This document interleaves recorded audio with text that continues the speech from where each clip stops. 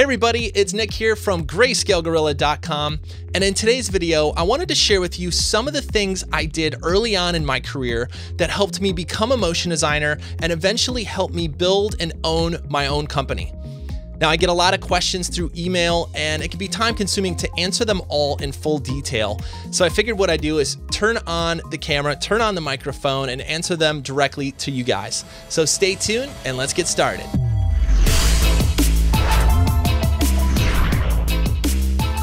So today's questions are from Layer Lemonade, which is a Brazilian website dedicated to motion designers. They sent me over some questions to answer, and I figured let's get started with them. The first question they have is, what were the biggest influences you had when you were young, and what helped you to become the artist you are today? I really thought back to the things I obsessed over as a kid and thought about the things that really tied to what I do day to day. I was always obsessed as a kid with how things worked. So it wasn't enough for me just to play with something. I wanted to know how the actual toy was put together, or how the video game was made, and try to like break it in some way. I think though that tendency really pulled me through to motion design, film, understanding that people create the stuff that I love and understanding that I could be a part of that creation process. I think that was really what tied it together. I had, my obsessions as a kid are similar to a lot of young kids, obsessed with video games. Early, always had video games in the house, Atari, Nintendo. I grew up in the 80s, right? There were always music videos playing. This was the era of MTV, and I just loved, Michael Jackson videos and all the Michel Gondry videos and those director label series.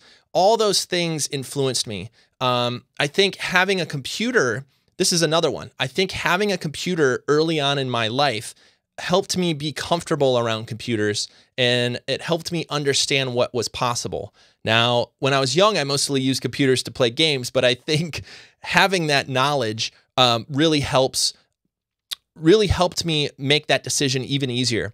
When I decided to go to school and learn motion design and After Effects, it was a no-brainer for me. I was already obsessed with this stuff. I was obsessed with, music videos and graphics, and a lot of these things were just a part of my childhood. And I do think that what you're into when you're a younger kid really does influence what you end up doing as an adult.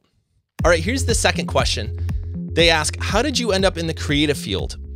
And my answer is, I didn't consider myself a creative person when I got into all this stuff.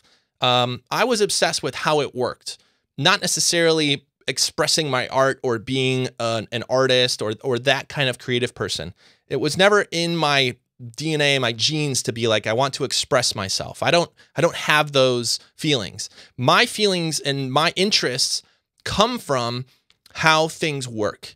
So when I started to learn that humans were behind all the special effects I liked on movies, and all the music videos I loved watching, and all the video games I loved playing, when I started to realize as I grew up that humans made all this stuff, I realized that I could be one of those humans. I could be one of the people that, sit in front of a computer and try to build something that would entertain someone else or help other people do their job. Like, those things really got me excited about the creative field. So it wasn't really, just one big thing. Like, I knew I had to be an artist and I had to go learn this stuff. It was more of a drive to be around the people that made this stuff so that I could start to learn their language and start to do what they do. And so when I went to school, it was purely to learn After Effects. And it was when I went to school and started hanging around other artists when I realized that there were very different people that I was in school with. Some of them were very creatively driven and very artistically in tune with how things looked. I never had that.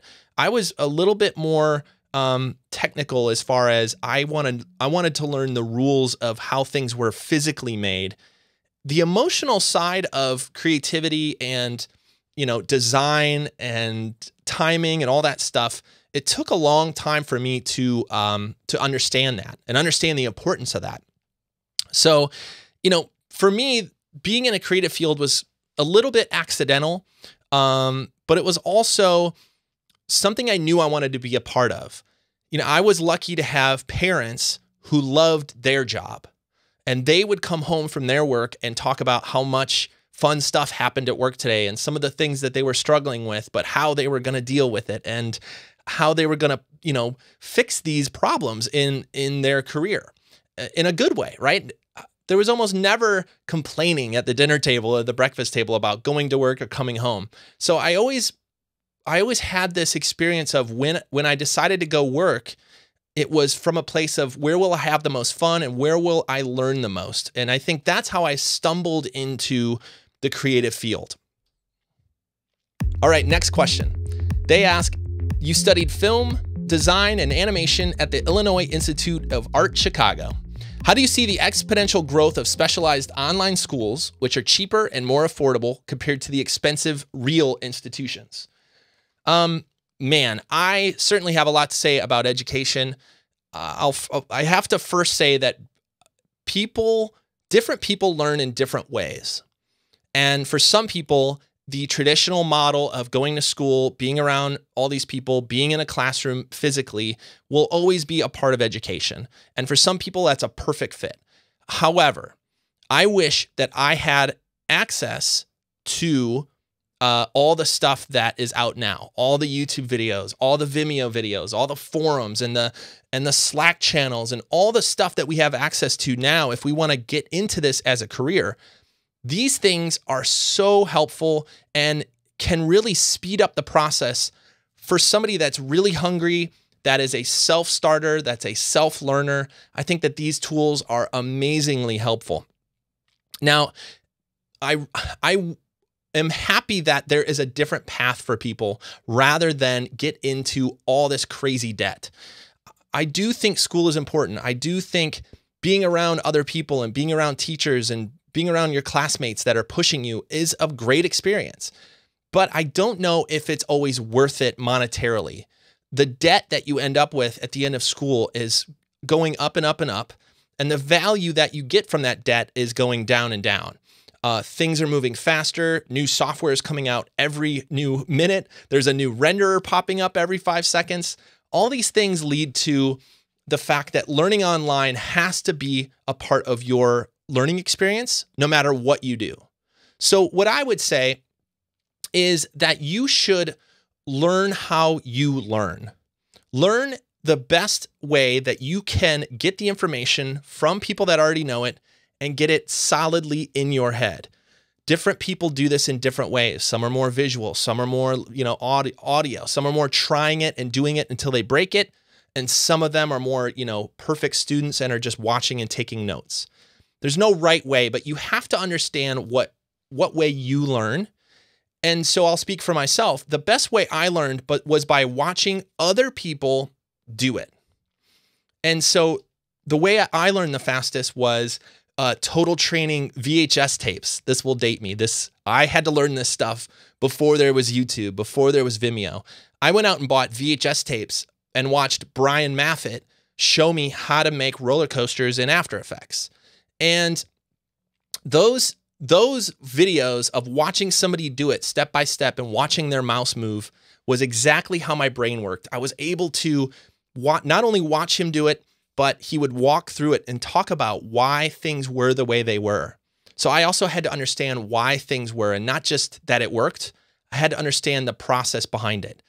So knowing that about myself, I look for very specific things.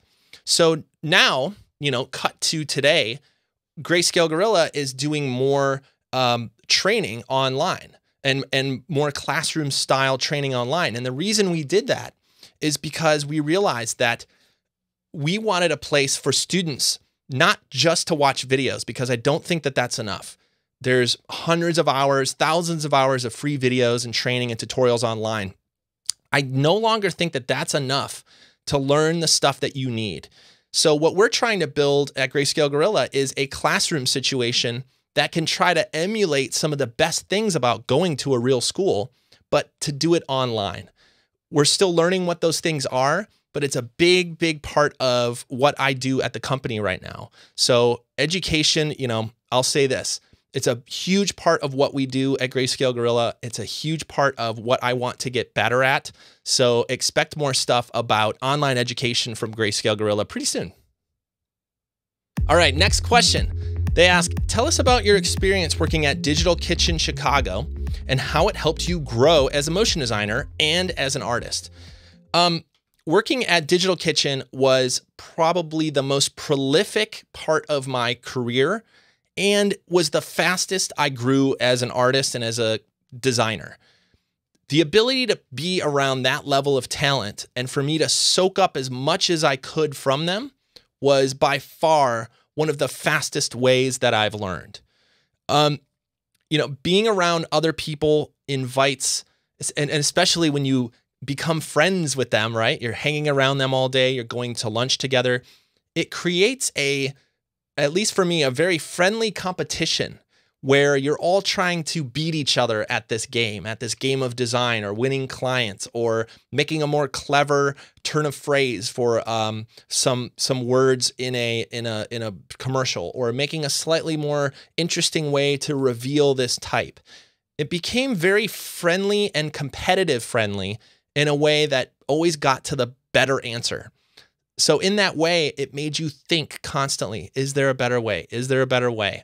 And that thinking all day really does help you learn much faster.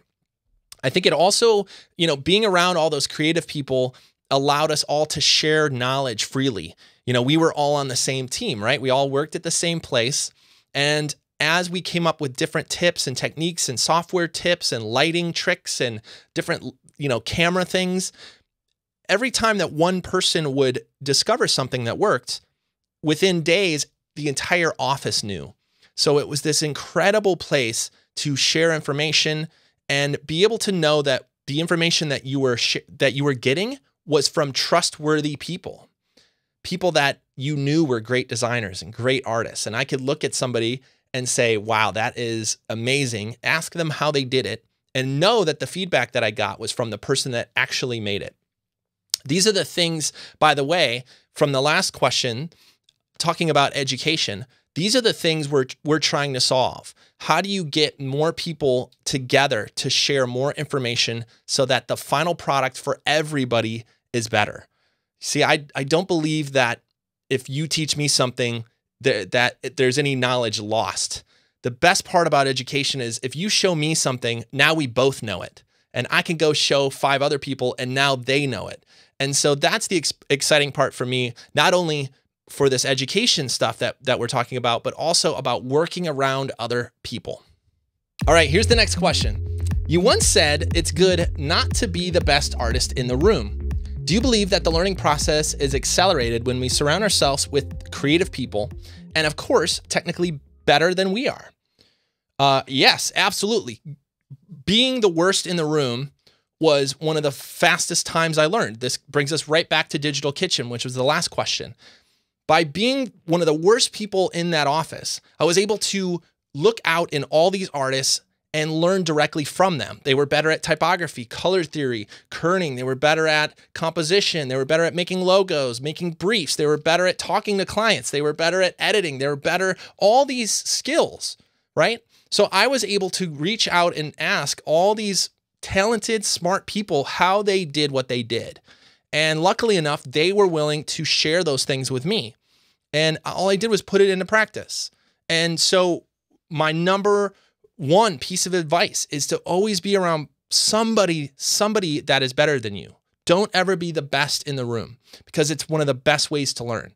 Now, how are ways you can be the worst in the room? You can, work around different people. You may have accelerated as high up as you can in your organization and there's really no one else to learn from. A lot of people get to that point and they feel a little stuck and they transition to a new job. If you're just getting started, you can go to a school or be in a community like an online school where there are other people that have different passions and you can all learn from each other. You can go to user meetups. If you have a user meetup anywhere within a couple hours of where you live, go to those user meetups. And even if you don't have one within a couple hours, go to the big conferences. Get a plane ticket, go. Take a road trip, go to Blend Fest, go to Off, which is in Brazil, go to Half Res, which is in the Midwest. Go be around other people who do what you want to do. It is the best way to learn. It's the best way to feel like you're part of something bigger than just you, which helps me learn. And it's people. Like, you don't want to just sit in front of your screen all day long. Go out and meet the people that do what you do. And one more thing, I'll add this to the list because I find this is really helpful for me. Books. Start reading books from people that you look up to. And just by reading those books, you're going to start to think slightly differently about things. You're going to learn the language of where they ended up in their career. You know, if you're obsessed with Pixar, go read all the books. If you're obsessed with, you know, Steve Jobs or, you know, any kind of like business person or any artist, like so many of these people have a book that you could read and start to learn how they got to where they did so that you can start to do the same things. So books are a big part of it. But again, if you can be in front of a person, sometimes that's the best bet you got. You started with After Effects, but what made you start working with Cinema 4D? Well, I was always really into the 2.5D aspects of After Effects. After Effects, since version 5.5, gave you the ability to, you know, pull apart layers and fly cameras through them. And the language of XYZ was built in and moving cameras and all that stuff. I got really obsessed with that side of After Effects.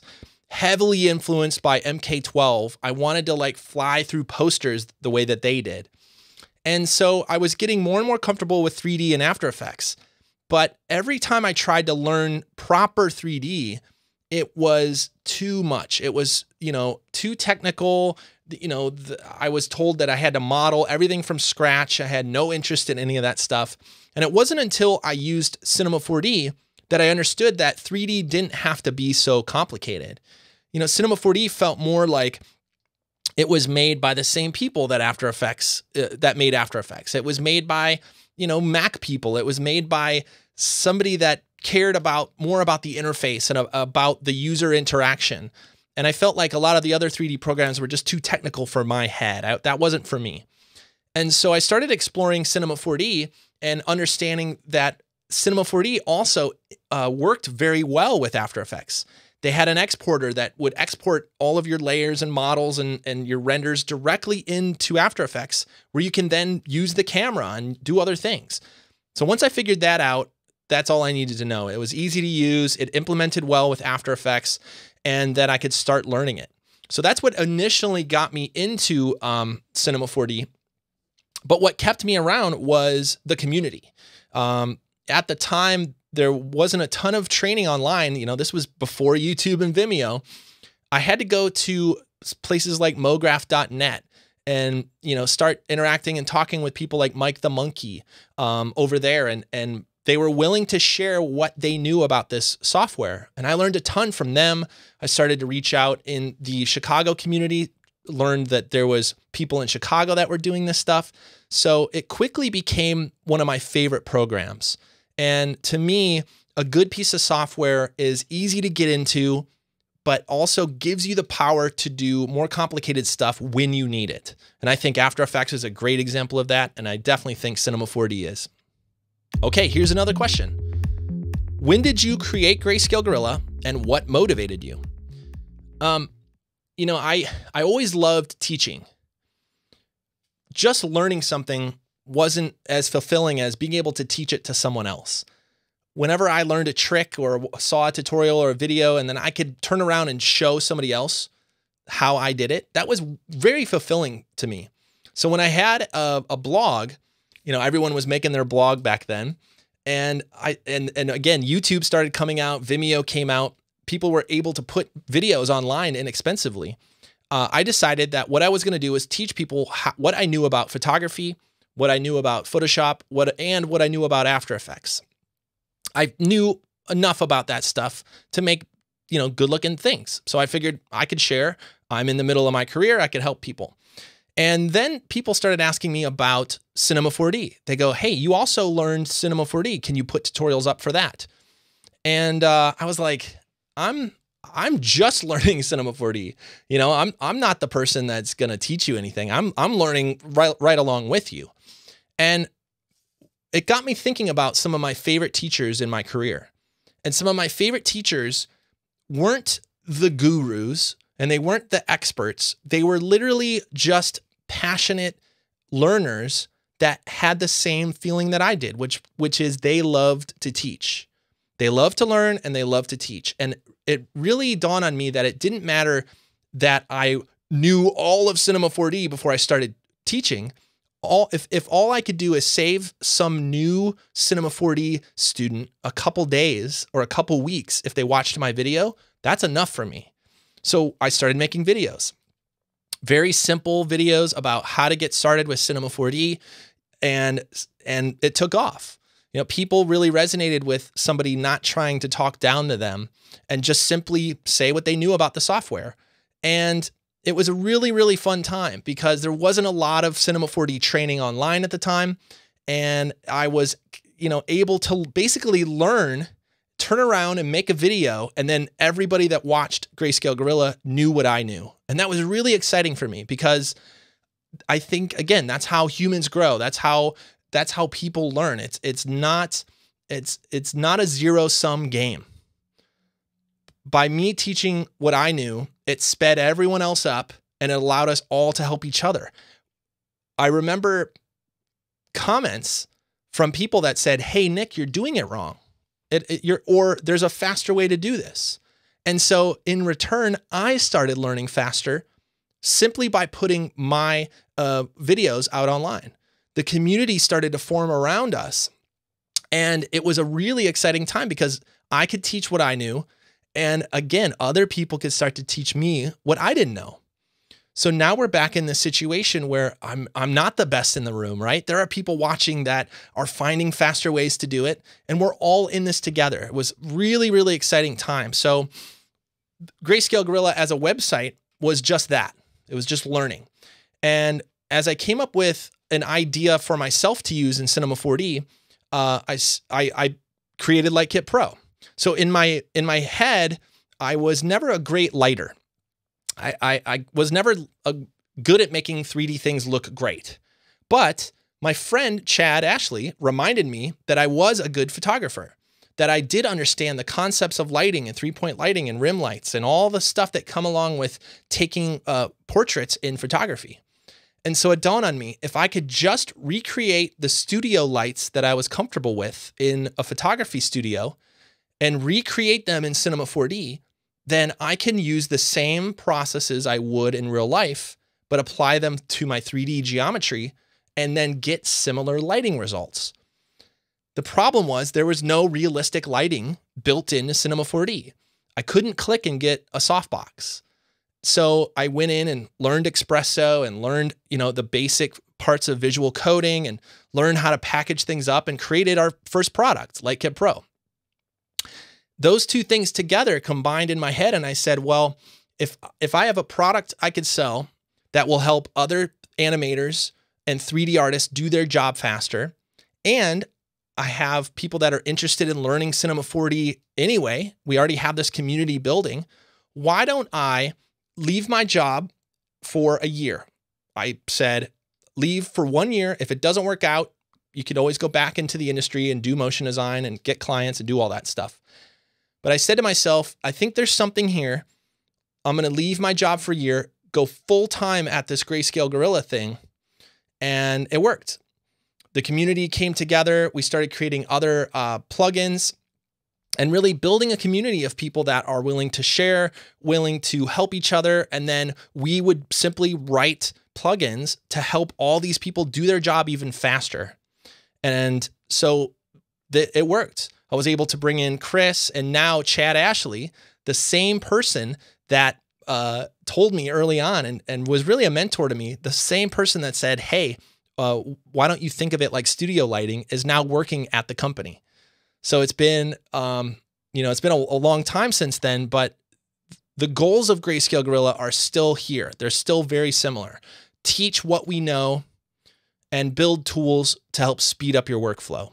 So it's really exciting to look back and see just how small the start was and now where we are today. All right, we got a few more quick questions here. They call them think fast questions. So I'll answer these as fast as I can.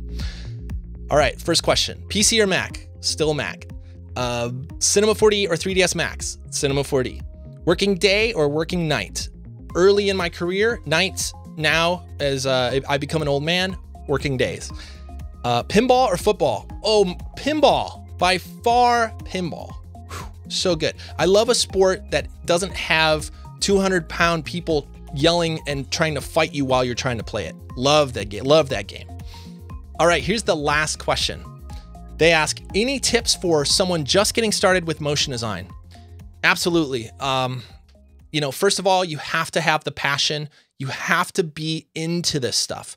Don't forget that you're going to compete with people that love what they do.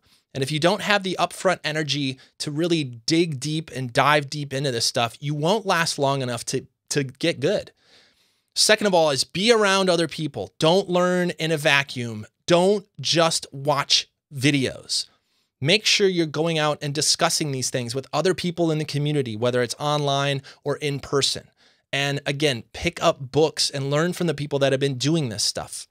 And speaking of books, the third thing is go learn the principles of what you're trying to do that never change. If you go learn color theory, typography, design, animation techniques, if you go learn these things, they will be a part of you through your entire career. And now contrast that with learning a new piece of software. Software changes, new versions come out, things get outdated. And you know, you have to learn software to do your job. But if you focus it all on software, you're not going to have the design skills and the ability to really make it beautiful. So early on, the earliest you can in your career, go start learning the fundamentals of what that is. And if you want to learn more about some of the things you could do as a beginner, I'd like to invite you to go watch my talk called The Creative Gap. And if you're not tired of my voice yet, go type it into Google, The Creative Gap, Nick Campbell. I'll link it up down below in the YouTube description, and you can check it out there as well. And it goes through a lot more tips that I give students in order to help them learn these things even faster. So that's it. Thanks to Layer Lemonade for all the questions. I really appreciate it. And if you guys have a question, let's do this. If you guys are still here, if you guys have a question for me in this vein, business, creative, getting started, any of that stuff, if you guys have a question for me, put it in the comments down. And what I'll do is collect more questions and do another one of these videos within a couple months. So if you're digging it, tell me you're digging it in the comments and ask a question, because I always love sharing. I always love sharing what I'm learning. So I appreciate those of you who stuck around, and thanks again to Layer Lemonade. And if you're in Brazil, go type in Layer Lemonade and check their site out. Anyway, that's it from me, and I'll see you in another video real soon. Bye, everybody.